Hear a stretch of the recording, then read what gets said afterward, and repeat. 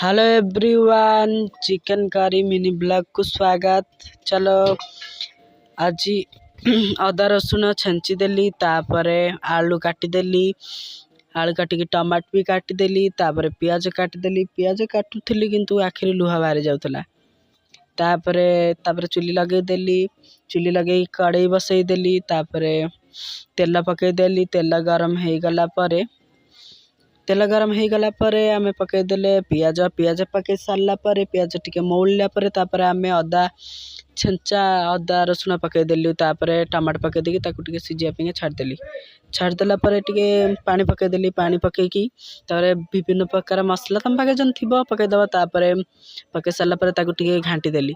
घांटी देला परे तापरे चिकन टा पकईदेली। धोईथिबा चिकन टा को पकईदेली।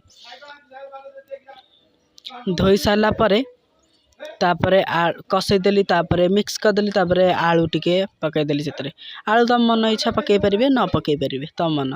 तापरे पकई सारा परे तापरे घांटी देली। तापरे घांटी सारा परे तापरे स्वाद अनुसार लुण पकईदेली। लुण पकई सारा परे तापरे के घोड़ई देली। तापरे लाइन आमर कटि जाइथिला सेते ट्रस र साहाय्य नबे पड़थिला। तापरे तापरे ताकू टिके कसई देकी त जे खाई देथिली भात भाड़ी देकी। तापरे जाको भल लागी न भल लागी किंतु मते किंतु भल लागिला। तापरे कळक आसी पानी नै जाइथिली। पानी माने गोड़ा हाथ धुआ धुई जाइथिली।